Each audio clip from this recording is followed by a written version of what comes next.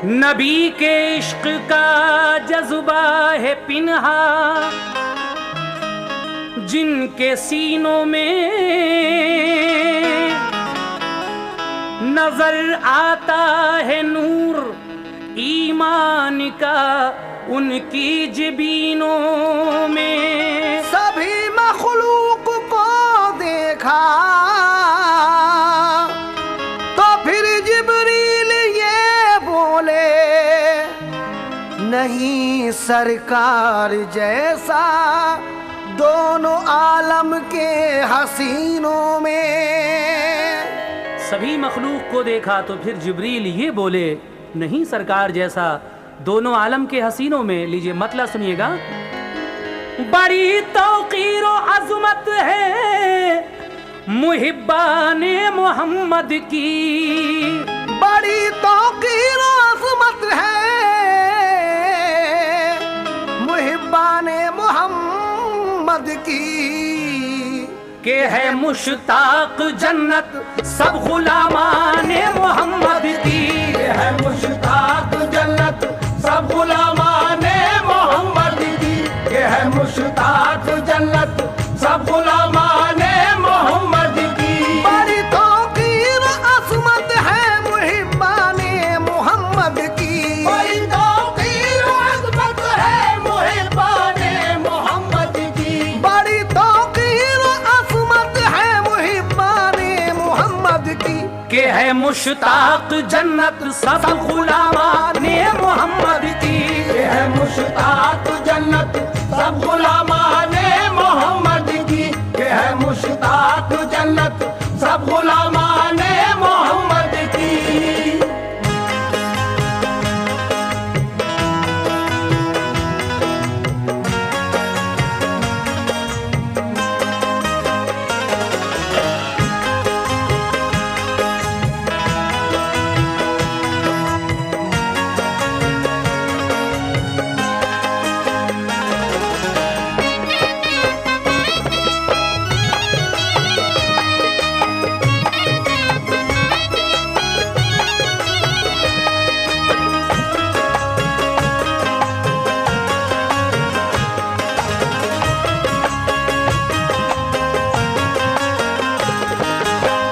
लीजिए यहां से इसका पहला बंद समाप्त कीजिएगा। सुने सब गौर से ये एक मदीने की हिकायत है, ये अफसाना नहीं है एक तारीखी हकीकत है।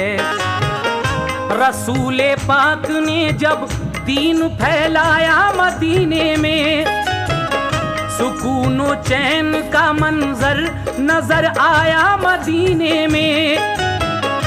मदीने में खुदा की शान का जलवा नजर आया, खिले तौहीद के गुल पर चमे इस्लाम लहराया। बढ़ी तहरीक दीने हक नबी की सरपरस्ती में, यहूदी चौंक उठे देखकर इस्लाम बस्ती में। हुए सब मुत्तहिद और मुस्तफा के बन गए दुश्मन, नबी से और मुसलमानों से वो रहने लगे बदजन। यहूदी एक ताजिर था, बड़ा जरदार इंसान था, कमाई सूद की करता था, वो मगरूर शैतान था। मुसलमानों को जब देखा तरक्की पर मदीने में, भड़क उठी हसद की आग उस जालिम के सीने में। बुलाए एक दिन सारे यहूदी अपने घर उसने, मुसलमानों को बिल्कुल ही न पढ़ने दी खबर उसने। कहा लोगों मोहम्मद आए हैं जब से मदीने में, नजर आते हैं अंसारी नए ही एक करीने में। जो उनकी बात सुनता है, जो उनके पास जाता है, मोहम्मद मुस्तफा के दी में आता गीत गाता है।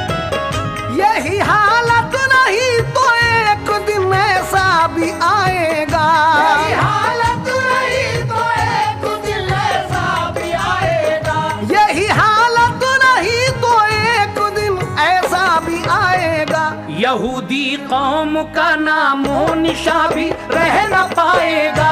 यहूदी कौम का नामो निशा भी रह न पाएगा। यहूदी कौम का नामो निशा भी रह न पाएगा।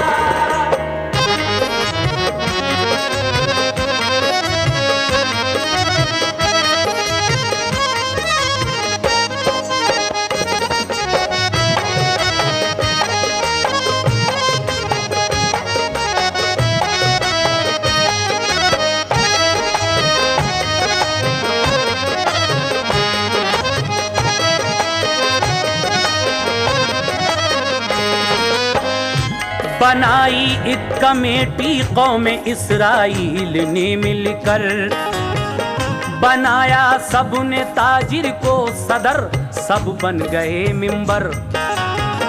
ये तय पाया मोहम्मद से रखेगा वास्ता जो भी, बिला शक उस यहूदी के लिए दी जाएगी फांसी। ये तय करके यहूदी अपने अपने घर चले आए। जरा अब देखना अंजाम इसका क्या नजर आए। उसी ताजिर का एक फर्जंद था जो खूबसूरत था, थी उसकी उम्र 16 साल की, दिल बेकदूरत था। रसूल अल्लाह में उसने बुराई कुछ न देखी थी, वो दिल में सोचता था बेवजह है दुश्मनी उनकी। यहूदी कौम में उसकी तबीयत ही निराली थी, वो दिल का साफ था, चेहरे पे उसके खुश जमाली थी। गया एक रोज अपने घर से वो बाजार के अंदर, तलब की उसने सौदा अपने घर की एक दुकान पर। अचानक देखता है क्या वो उस बाजार के अंदर, सहाबा साथ हैं तशरीफ लाते हैं हुजूर अनवर। खुदा भी हो रहा है खुश नबी की खुशखिरामी पर। सहाबा सब है नाजा अपने आका की गुलामी पर। है नूर अफशा रसूले पाक के जलवों की ताबानी, मनव्वर है फिजा बादे सबा है आज दीवानी। फरिश्ते पढ़ते हैं सल्ले अला शाहे रिसालत पर। फरिश्ते पढ़ते हैं सल्ले अला शाहे रिसालत पर। फरिश्ते पढ़ते हैं सल्ले अला शाहे रिसालत पर। निछावर करता है खुर्शीद किरने प्यारी सूरत पर। निछावर करता है खुर्शीद किरने प्यारी सूरत पर। निछावर करता है खुर्शीद किरने प्यारी सूरत पर।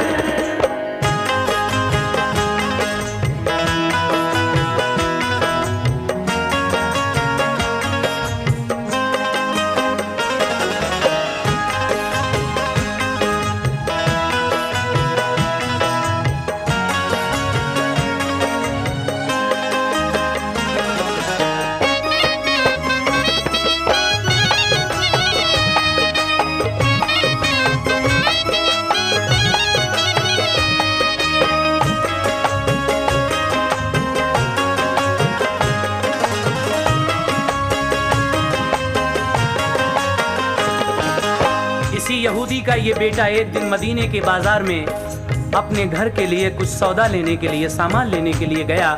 इत्तफाक से सहाबा इकराम के साथ हुजूर भी उस बाजार में तशरीफ लाए। जब इस लड़के ने हुजूर सरवरे कायनात का दीदार किया तो दीवाना हो बैठा। लेकिन अब आगे क्या होता है समाप्त कीजिएगा। यहूदी नौजवाने देखा तो दीवाना हो बैठा, रसूले पाक के जलवों को देखा होश खो बैठा। नजारा यूं तो पहले भी किया था उसने आका का, मगर इस बार तो कुछ और ही नक्शा नजर आया। निगाहे रहमते आलम ने भी उसके लिए देखा। नजर से दिल में जाके बस गया जलवा मोहम्मद का। जिगर पर तीर ऐसा इश्क का खाया जवानी में, न भाता था उसे अब और कुछ दुनियाए फानी में।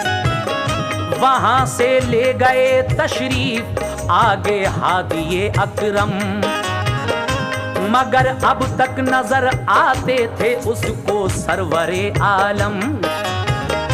उसे आवाज दी दुकान वाले ने, इधर देखो बताओ तो तुम्हें क्या चाहिए, क्या चीज दूं तुमको। ये सुनकर चौंक उठा और संभाला होश को अपने। बड़ी मुश्किल से काबू में किया फिर जोश को अपने। दुकान से लेके सौदा वो बड़ी मुश्किल से घर पहुंचा। दी अपनी माँ को सौदा और उस बाजार में देखा। मदीने की सभी गलियों में ढूंढा शाहे बतहा को। मदीने की सभी गलियों में ढूंढा शाहे बतहा को। मदीने की सभी गलियों में ढूंढा शाहे बतहा को, मगर पाया नहीं उसने कहीं सरकार वाला को। मगर पाया नहीं उसने कहीं सरकार वाला को।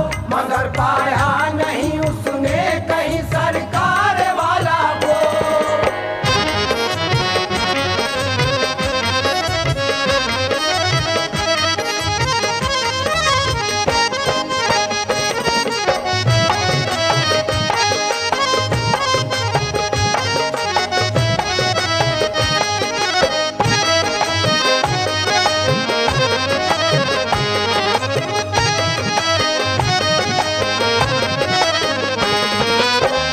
हुजूर वहां से चले जाते हैं। ये लड़का आपका जलवा अपनी आंखों में समाये वहीं खड़ा रहता है। दुकानदार आवाज देता है तो चौंक कर ये अपने होश में आता है और फिर वो सौदा जो खरीदी थी सामान अपनी माँ को देकर फिर वापस उसी बाजार में आकर हुजूर को तलाश करता है। लेकिन वो दीवाना बना फिरता रहा सब शहर के अंदर।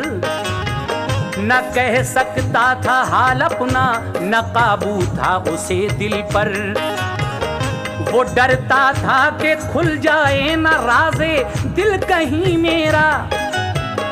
पता गर कौम ने पाया कि आशिक हूँ शहीदी का, यकीनन मुझको फांसी की सजा होगी मदीने में। मेरे अरमान फिर दम तोड़ देंगे मेरे सीने में। गुजारा दिन इसी सूरत से पहुंचा रात को घर में। कहा माने के खाना खा तो बोला दर्द है सर में। गुजारी रात यादें मुस्तफा में बेकरारी से। मिले जलवा मोहम्मद का दुआ की रब्बे बारी से। सहर को फिर मदीने के गली कूचों में जा देखा। तमन्ना थी कि मिल जाए कहीं जलवा शहीदी का। कभी वो शहर से बाहर निकल कर मुंतजर रहता कि हो सकता है जंगल की तरफ आए रसूल अल्लाह। इसी सूरत से गुजरे 8 दिन नाकामयाबी में। बुखार आने लगा फिर उसको सेहत की खराबी से। जो देखा बाप माँ ने उसको तो बेहद हुआ सदमा। हकीमों को बुलाया और दिखाया हाल बेटे का। मरीज़े इश्क पर रहमत खुदा की हो गई ऐसी। दवा जितनी कराई बढ़ गई उतनी ही बेताबी। यहूदी कौम का वो लाडला आँखों का तारा था। यहूदी कौम का वो लाडला आँखों का तारा था। यहूदी बस बाप माँ की जिंदगी का एक सहारा था। वही बस बाप माँ की जिंदगी का एक सहारा था। वही बस बाप माँ की जिंदगी का एक सहारा था।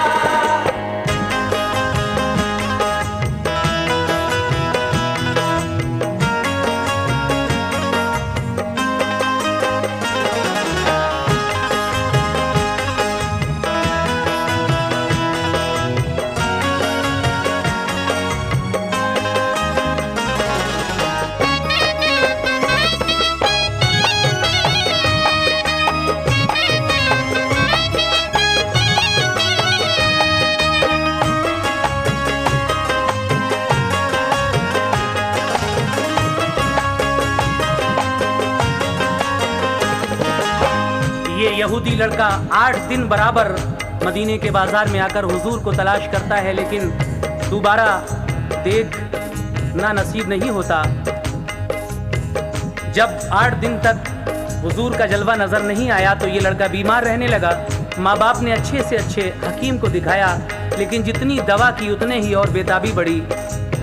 बेचारा अकेला अपने माँ बाप का बेटा था, लेकिन अब उसके आगे क्या होता है देखिए, इसका हाल समाप्त कीजिएगा। गमे फुरकत का मारा वो करीबे मर्ग जा पहुंचा, कलेजा माँ का इकलौते पिसर को फड़फड़ा उठा।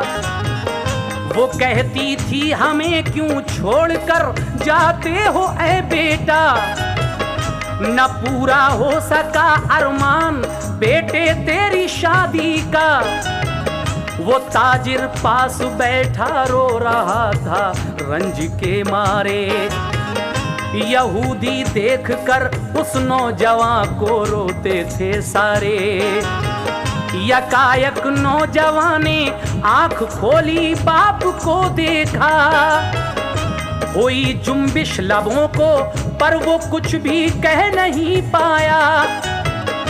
कलेजा मुंह को आया बाप का रो कर कहा बोलो, तुम्हारी आखिरी हसरत है कोई तो उसे कह दो।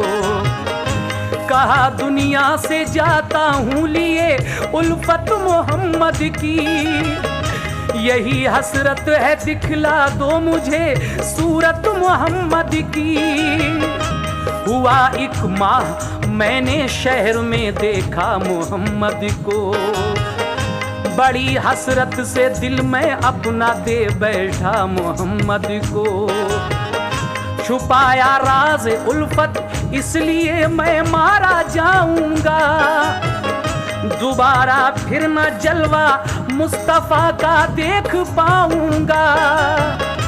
दमे आखिर मेरे बाबा ये पूरी आरज़ू कर दो, करो ऐसा मेरा दामन गुले उम्मीद से भर दो। मेरा गम दूर हो और दिल मेरा सरशार हो जाए, मेरा गम दूर हो और दिल मेरा सरशार हो जाए। मेरा गम दूर हो और दिल मेरा सरशार हो जाए। दमे आखिर मोहम्मद का अगर दीदार हो जाए, दमे आखिर मोहम्मद का अगर दीदार हो जाए, दमे आखिर मोहम्मद का अगर दीदार हो जाए।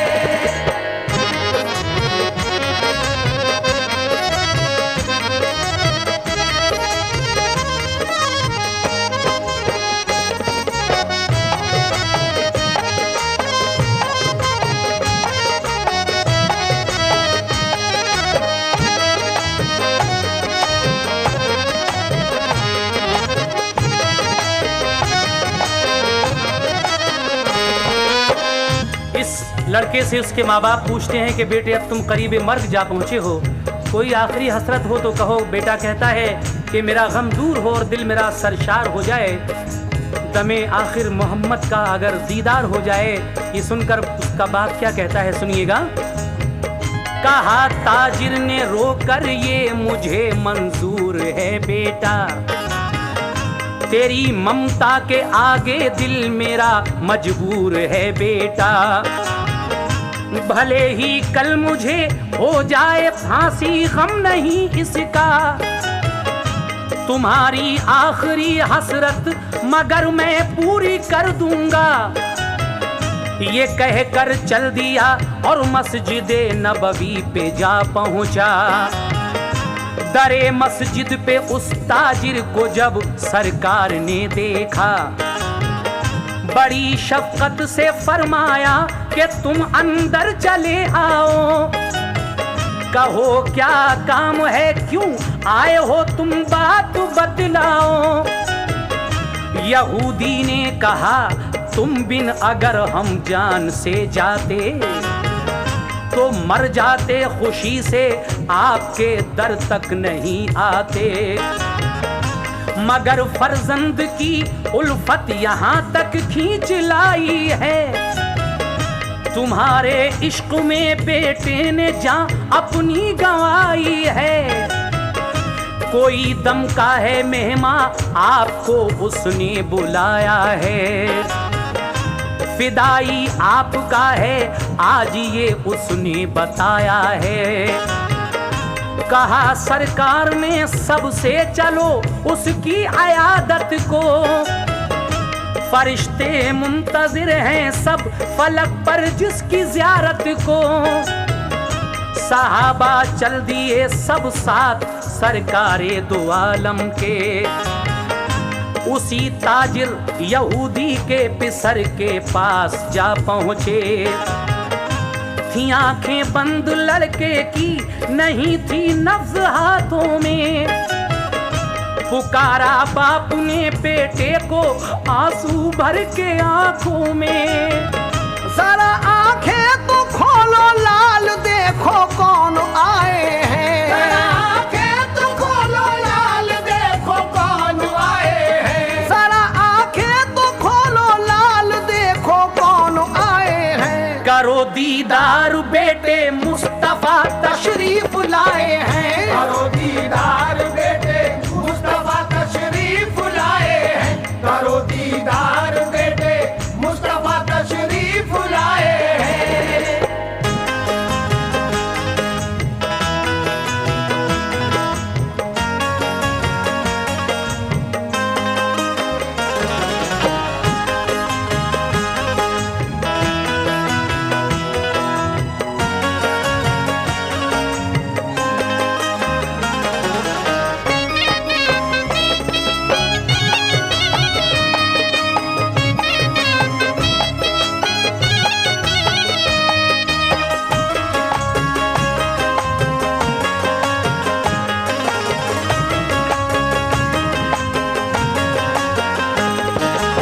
माँ बाप कहते हैं कि बेटे आंखें खोलो देखो कौन आए हैं। ये सुनकर वो लड़का आंखें खोल देता है और जब हुजूर के चेहरे अनवर पर नज़र पड़ी तो फरते मसरत से आंसू गिरे और आपका दीदार देखकर उसने रोकर आका से कहा कि हुजूर मेरे कारनामों में एक भी सजदा नहीं है, लेकिन मेरा नाम अगर आप अपने ग़ुलामों में लिख लें तो आपकी बड़ी मेहरबानी होगी और आप मेरी इतनी ज़मानत ले लीजिए कि घर से लेके कब्र तक और कब्र से हश्र तक कोई भी फरिश्ता मुझे ना छेड़े और मेरी कोई पुरसिश ना हो, पूछताछ ना हो और मैं सीधा जन्नत में चला जाऊं।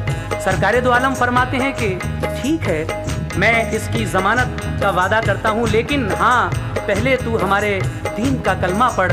ये सुनकर उसने बाखुशी कलमा पढ़ लिया और उसके बाद हुजूर ने क्या फरमाया, ये फरमाया नबी ने ऐसे लम्हे सबको आएंगे, अमानत सब खुदा की हैं उसी की सिमत जाएंगे। चले ताजिर के घर से जब शहनशाह दोनों आलम के, कहा ताजिर ने इस लड़के से टूटे सब मेरे रिश्ते। जब हुजूर उस ताजिर के घर से जाने लगते हैं, ये लड़का तो आपका कलमा पढ़कर इस दुनिया से रुखसत हो जाता है। ताजिर कहता है कि अब ये लड़का हमारे किसी काम का नहीं रहा, क्योंकि इसने आपके दीन का कलमा पढ़ लिया है, अब आप इसको अपने साथ ले जाइएगा। तो हुजूर सहाबा इकराम से कहते हैं कि इसकी मैयत को घर ले चलो। आहा, क्या नसीब पाया था इस लड़के ने, सुनिएगा आगे।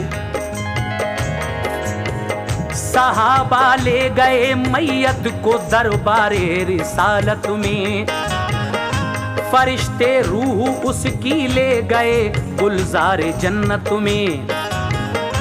बुलंदी कैसी पाई देखिए उसके मुकद्दर ने, निल्हाया और कफनाया उसे महबूबे दावर ने। हुआ वो सुरखरू कितना भला इश्क़े पैगंबर से, जनाजा धूम से उठा शहे अबरार के घर से।